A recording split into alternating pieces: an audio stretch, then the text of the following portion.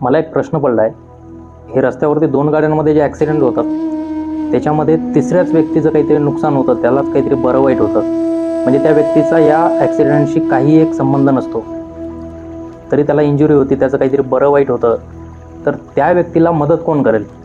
म्हणजे जे त्याची नुकसान झालेली आहे किंवा त्याच्या झालेल्या ॲक्सिडेंटमुळं त्याला इंजुरी झालेली आहे, काहीतरी हातपाय मोडलेला आहे, तर त्याला जी ट्रीटमेंटसाठी जी मदत आहे ते कोण करणार? ही विचार करण्यासारखी गोष्ट आहे. मला एक प्रश्न पडला आहे. हे रस्त्यावरती 2 गाड्यांमध्ये जे ॲक्सिडेंट होतात, त्याच्यामध्ये तिसऱ्याच व्यक्तीचं काहीतरी नुकसान होतं, त्यालाच काहीतरी बरं वाईट होतं. म्हणजे त्या व्यक्तीचा या ॲक्सिडेंटशी काही एक संबंध नसतो, तरी त्याला इंजुरी होती, त्याचं काहीतरी बरं वाईट होतं. तर त्या व्यक्तीला मदत कोण करेल?